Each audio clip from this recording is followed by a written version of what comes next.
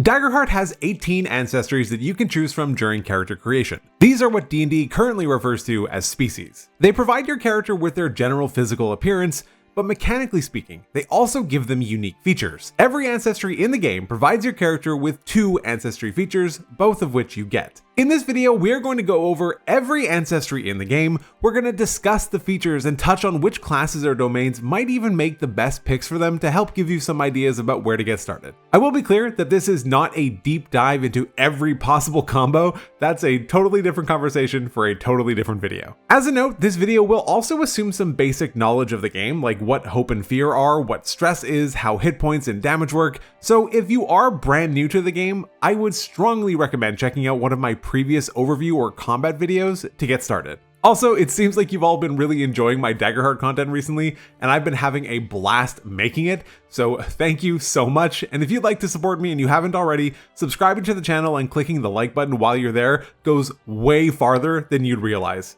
Thank you so much. All right, let's get started. We're gonna go through them all alphabetically. So we're gonna begin with the Clank. Clanks are essentially the constructs of the world. They are mechanical beings that can be made from various materials and can resemble just about anything that you'd want them to. Our 2 ancestry features are purposeful design and efficient. Purposeful design lets us decide what the purpose of our creation was. When we do so, we get to choose one of our experiences and add a permanent +1 to it. This has the potential to be extremely powerful depending on the experience that you created and the nature of the campaign that you're playing in. As a reminder, every time that you opt to use one of your experiences, you do need to spend a hope. So it's not free, and it's not something that you'll likely constantly be able to do. Outside of leveling up, there aren't many current ways to interact with your experiences, except for one, which we will get to. It's worthy of note that you can craft your experiences in a way that overlaps with attack and spellcast rolls, which can get expensive if you're using it all the time,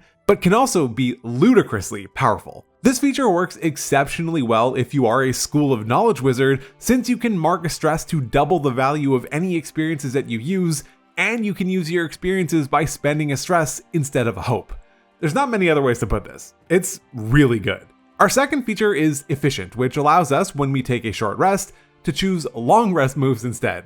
This is equally, if not more, insane. Over the course of a campaign, the benefits that you can derive from this are virtually unparalleled. There is no class or subclass or domain that would not benefit from always being able to fully heal or clearing all armor and stress slots. This video is not a tier list, but if it were, Clanks would definitely be firmly at the top. Our next ancestry are Drakona. These are the wingless humanoid dragons. They have thick scales and a powerful breath weapon. Our first feature is Scales. This lets us, when we take severe damage, to mark a stress to mark 1 fewer hit point. There are a few different ways that you can utilize something like this. If you are a squishier character with fewer hit points or lower damage thresholds, and you expect to be taking severe damage more often, this can help to lessen the impact of that. Alternatively, if you are a tank, this can give you more staying power. It's worth noting that if you are playing a Guardian or Warrior, classes that have access to the Blade domain, there is no overlap here with the Get Back Up card, since applying one would negate the ability for the other to work, so this would let you essentially skip that card if you were looking for a damage reducing ability but didn't want to spend a card on it. Next is Elemental Breath. This allows us to select an element and deal a d8 damage using our proficiency to enemies within a very close range. Additionally, this is treated as an instinct weapon, which means it will typically be better suited to druids or sorcerers, though any class can have a high instinct if you wanted it to. You would just likely want to prioritize it and drop at least a +1 into it to make it more effective. Drakona is a fairly balanced ancestry with a good defensive option and a solid offensive one too. In order to make efficient use of your Scales feature, you'll likely not want to play a class that utilizes the Bone domain like Ranger or Warrior, as many of the Bone cards require the expenditure of stress, which could leave you constantly tapped out. Unless, of course, you have access to some other cards or items that take advantage of being at maximum stress, like the Splendor domain's Voice of Reason. But that would require multiclassing, as there are currently no Bone and Splendor classes. Before we get to our next ancestry, did you know that I have merch? Check out the link in the description and the pinned comment to grab your shirt, hoodie, or even a mug. Thanks. Our next ancestry are Dwarves, which are a very common inclusion in basically every fantasy TTRPG world. Known for their smaller but stout stature and fortitude, Dwarves make for good frontline warriors. Our first ancestry, Thick Skin, allows us, when we would take minor damage, to instead mark 2 stress instead of marking a hit point. This can work well for a class like Wizard, which has a resource-free way to recover stress from their Strange Patterns class feature. Alternatively, something like a Divine Wielder Seraph can help keep this going too, as can many Splendor cards for that matter. Interestingly, this has a funny interaction with Get Back Up if you are playing a Dwarf Guardian and you took severe damage. You could reduce it to Major with your Get Back Up card, and then, provided that you were unstoppable as a Guardian, you can then reduce the Major damage to Minor, and then activate Thick Skin, and reduce the Minor damage to nothing by spending 2 more stress.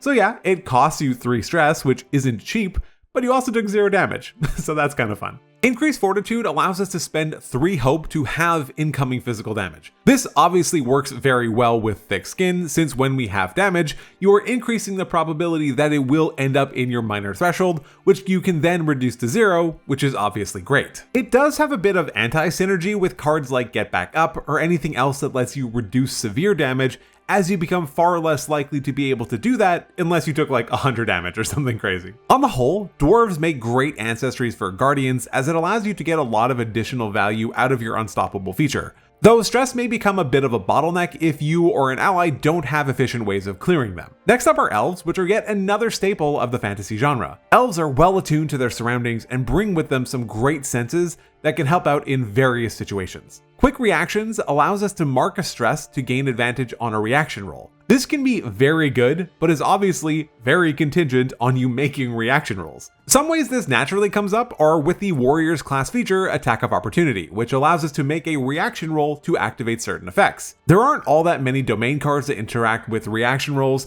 though one powerful one is certainly Counterspell, which is part of the Arcana domain, so Druids and Sorcerers will naturally gain access to it at level 3. There are a few adversaries as well that do impose reaction rolls on us, but as good as this might be, it's still entirely hinged on whether or not these kinds of rolls are happening during play, and they're happening often enough. If they are, it's great, but if they aren't, it's not providing as much consistent value as some of the other features that we've seen are. That is not true of our second feature, Celestial Trance. This allows us to select 3 downtime moves instead of 2 every time that we rest. This works regardless of whether or not it is a short or long rest, which makes this absurdly valuable. In a one-shot scenario, this may even be better than the Clank's efficient feature that we discussed earlier. Elves can work well in just about any class in the game and with pretty much any domain. Fairies are next, and these are the winged creatures that live somewhere on the spectrum of humanoid and insectoid. Our first feature, Luckbender, allows us once per session to spend 3 hope after us or an ally within close range makes an action roll to have them re-roll their duality dice. This is honestly asking a lot. It's a once per session resource that still costs 3 hope, and the target needs to be within close range. It's a lot of criteria to meet for what's ultimately just a simple reroll. I'm not saying that it should be spammable, that would be nuts, but they could have probably entirely removed the hope cost and just left it as a once per session and even the close range, and it would have been fine. It's nothing to write home about, you're probably going to use it every session. It's a good feature, if a little expensive. The Fairies' other feature, Wings, grants us Flight, which is obviously very good. Flight in pretty much any TTRPG, especially when it's granted early like it is here, has the potential to be problematic since it can be used to sometimes fully circumvent challenges or other obstacles. There are also no written limitations to this, it just lets us fly. End of story. On top of that, we can also mark a stress while flying after an adversary has made an attack roll against us to gain a +2 to our evasion against attack. Bizarrely, this has 0 limitations on the amount of uses that it gets, which is kind of wild.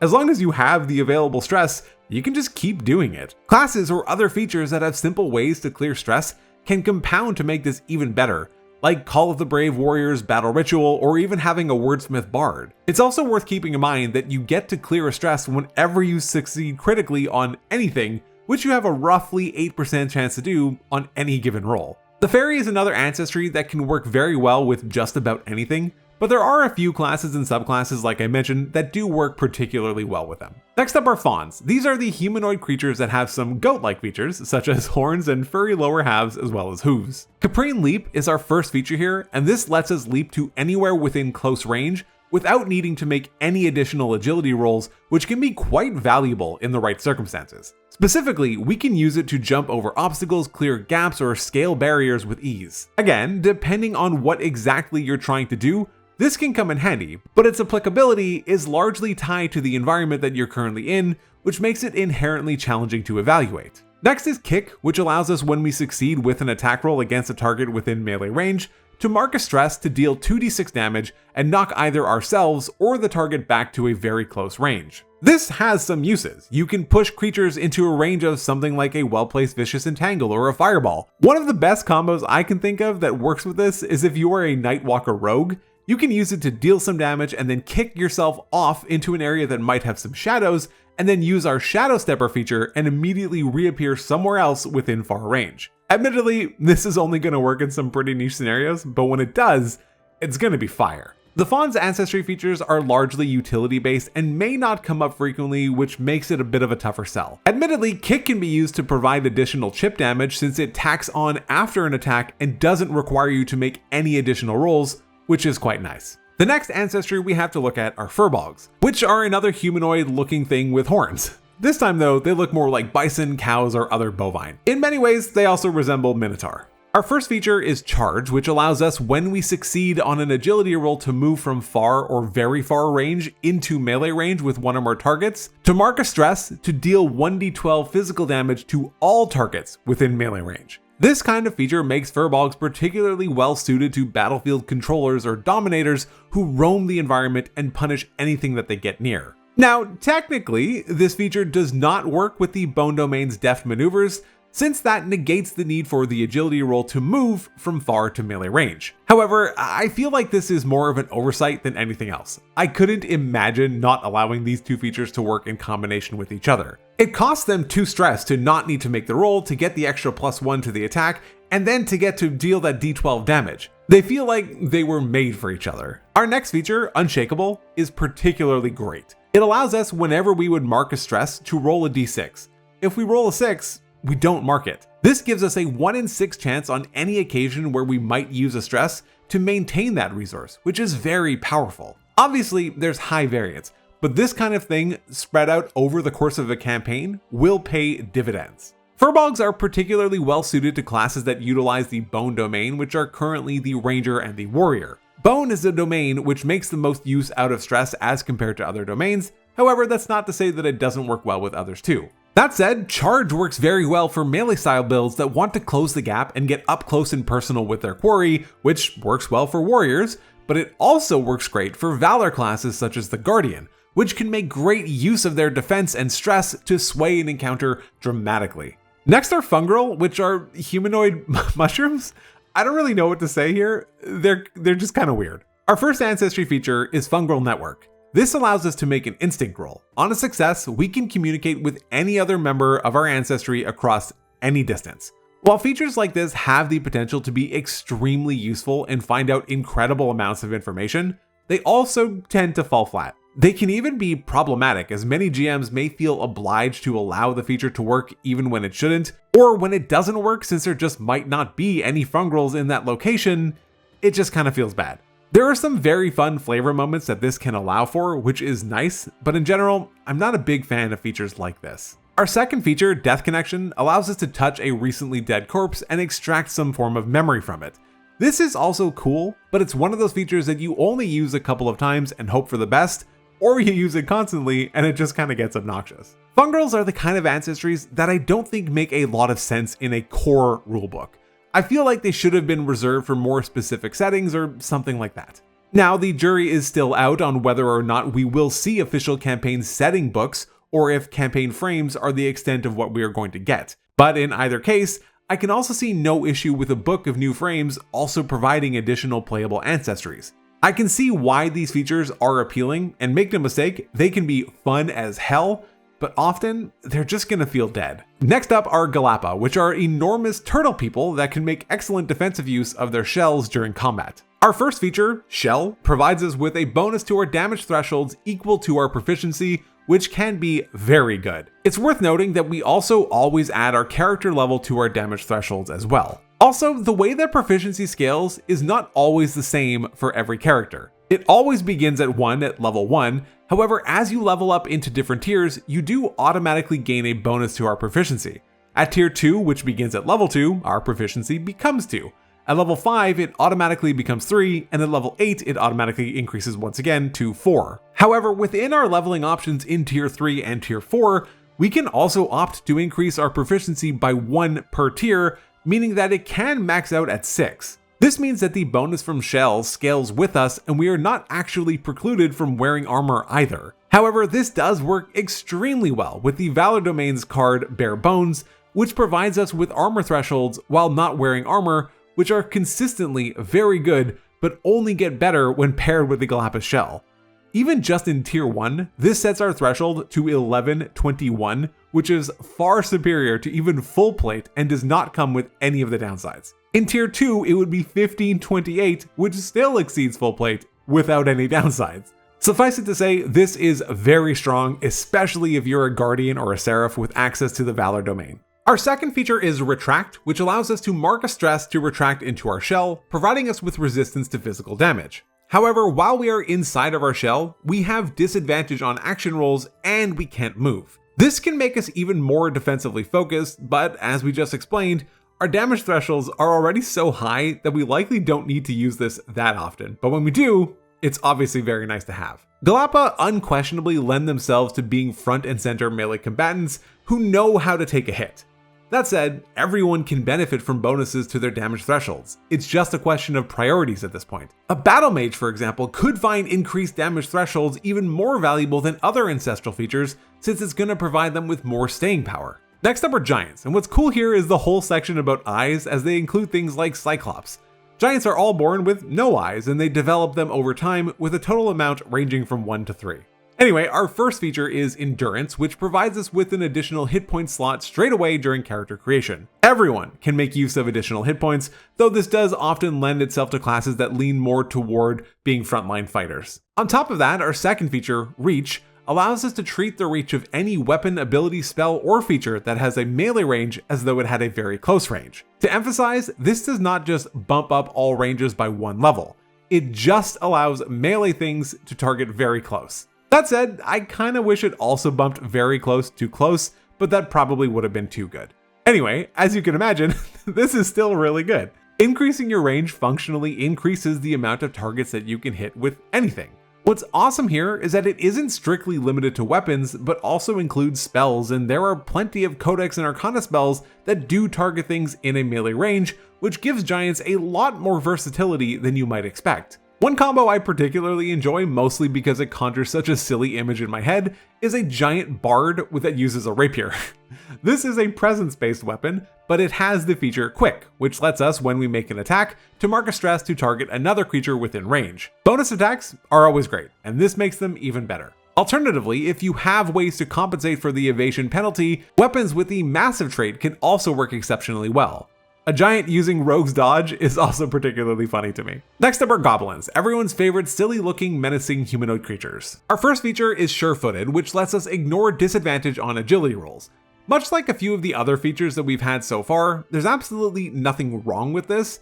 It's just going to be highly game dependent. If you're planning for your character to do a lot of sprinting or leaping across rooftops, then it's certainly going to be great to have this feature. The other reason that you might want to grab it is if you plan to go with some heavy armor and didn't want to stack a -1 on top of your disadvantage if you end up in that situation, but that's kind of fairly niche. Danger Sense is our second feature, and this lets us, once per rest, mark a stress to force an adversary to reroll an attack against ourselves or an ally within very close range. This is an extremely limited use feature that also costs a stress and has a very tight range. It's a tough sell, especially since it doesn't guarantee a result or even impose disadvantage. It just forces a reroll. In order to make this even work somewhat reliably, you're going to always need to be right next to some allies, likely in the fray, which makes Goblins a reasonable choice for something like a warrior, but even that just doesn't feel great. Sadly, there's just not a whole lot to say about Goblins. They feel a bit uninspired to me. Next up are Halflings, which are small humanoids with rounded ears and some large, hairy feet. Our first feature is Luckbringer, which makes it so that at the start of every session,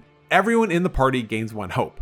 Hope does persist between sessions, but you're capped at 6, so it's definitely advisable to spend it in case you're capped. This also means that when you begin a new campaign, if you have a Halfling in your party, you all begin with 3 hope rather than 2, which is very nice. There isn't really anything specifically that this combos with, Just getting free resources at the beginning of every session is generally good. It's not breaking the game by any stretch, but it can definitely help you out. Our second feature, Internal Compass, allows us to reroll a 1 on our hope die. It's worth noting that it isn't capped in uses, which means that we basically never roll a 1 unless we want to, such as if we crit with double 1s. The feature states that we can reroll it and not that we must reroll it. In any case, this is a great feature. 1 out of 12 times, we will roll a 1, and this allows us to reroll that, which also functionally gives us not only an increased opportunity to succeed, but to succeed with hope, and to critically succeed, which makes this a very solid feature for any class.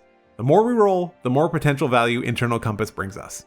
Next up are humans, the most strange and foreign of all of the ancestries in the game. For our first ancestry feature, we get high stamina. This provides us with an additional stress slot that we get at character creation. As we've said multiple times already, basically everyone can make use of stress. Many features require you to mark stress to use them, notably the Bone and Midnight domains offer quite a few. But also many adversaries require you to mark a stress as part of their attacks or other features, so having an extra slot available is very nice. It's also worth noting that if you are at full stress and you're ever forced to mark another one, you have to instead mark a hit point.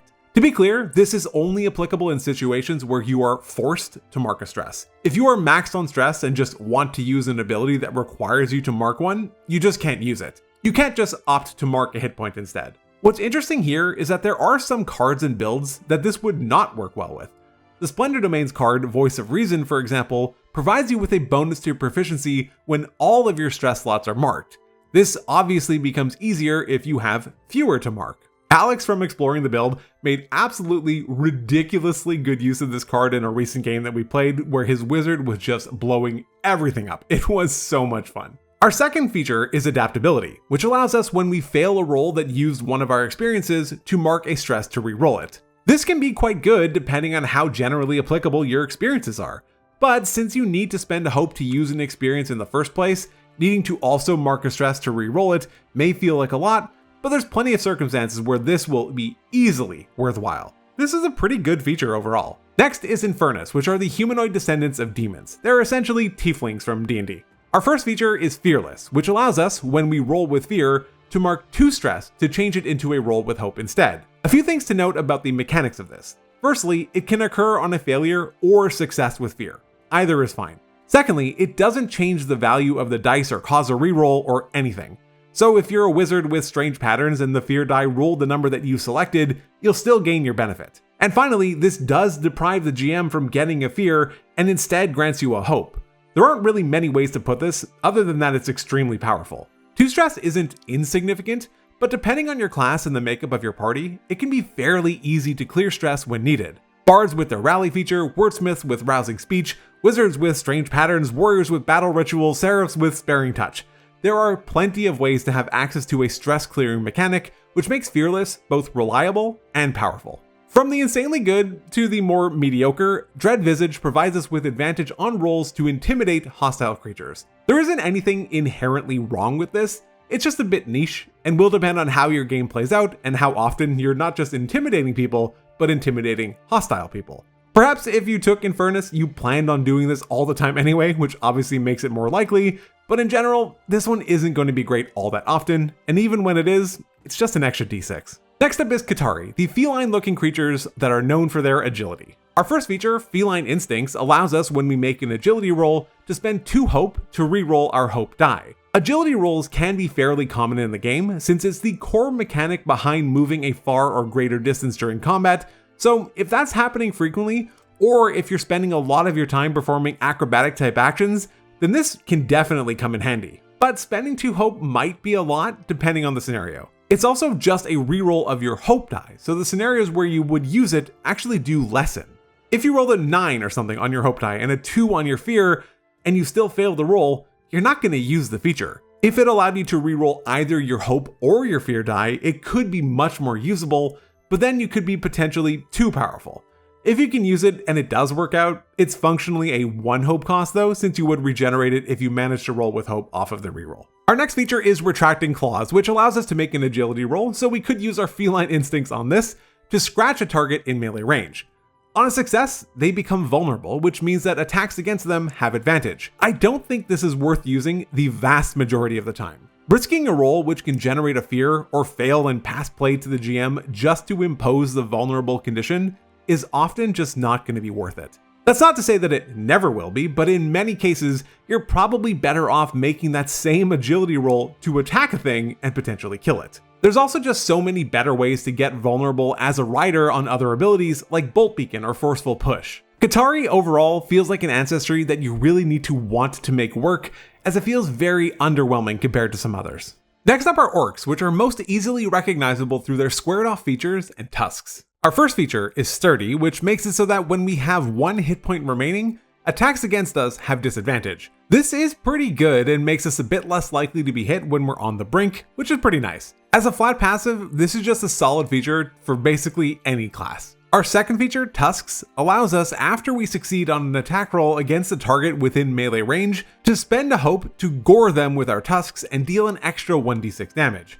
The damage is fairly low here, but it's tacking on to an already successful hit and does not require an attack roll of its own, which dramatically increases the value here. One hope for a guaranteed hit that may push damage into a higher threshold could definitely be worth it. There isn't a whole lot to say about Orcs. Their features are solid and reliable, which is honestly kind of exactly what you want from your Ancestry features. Next up is the Ribbet, these anthropomorphic frogs that use their tongues to the best of their ability. Our first feature is Amphibious, which allows us to breathe and move naturally underwater. There's not a lot to say about this either. It's one of those things that will be great when it works, but will be completely dead and do nothing for you a lot of the time, unless your game is heavily based in or around water. Our second feature is Long Tongue, which allows us to use our tongue to grab onto things within close range, which can be pretty cool for climbing or reaching things that are just a little bit too far away. However, it also allows us to Mark of Stress to use it as a D12 finesse weapon. This is really only usable in some pretty niche situations where your hands are full or they're bound or you're grappled or you've been captured and your weapons have been taken away. Otherwise, you can just choose the D12 weapon and not need to mark a stress to use it every single time. It's a fun feature that will almost certainly get value at some point during a campaign, but it's not great overall. And finally, our last ancestry is the Simiah, these anthropomorphic monkey people. Our first feature is Natural Climber, which provides advantage on agility rolls that involve balancing and climbing. Like I've mentioned plenty of times already, this is one of those features that just depends on your game, the environment, and how things are playing out. If you pick the Simiah, there's a good chance that you're going to be doing your best to make this work whenever possible, so in that case, it's pretty good. Our second feature, Nimble, just provides us with a flat +1 to evasion, which is obviously very strong. There's not really much else to say about it. So that's it, those are the 18 ancestries in the game. It's worth noting that Daggerheart does allow for mixed ancestries, which has the potential to create some incredibly powerful options, but that's an entirely different conversation that goes way beyond the scope of this video, but I will be discussing it in the future. Overall, there's a ton of variance in the ancestries. Some, like the Clank, just feel very good all of the time. Others though, like the Katari and the Fungril, are way more situational and aren't bringing a whole lot to the table in most circumstances. Let me know which ancestries seem the most fun to you and what you're looking forward to playing. Thanks so much to all of my patrons as well for making these videos possible. You guys are amazing. Check out some of my other videos, but otherwise, take care.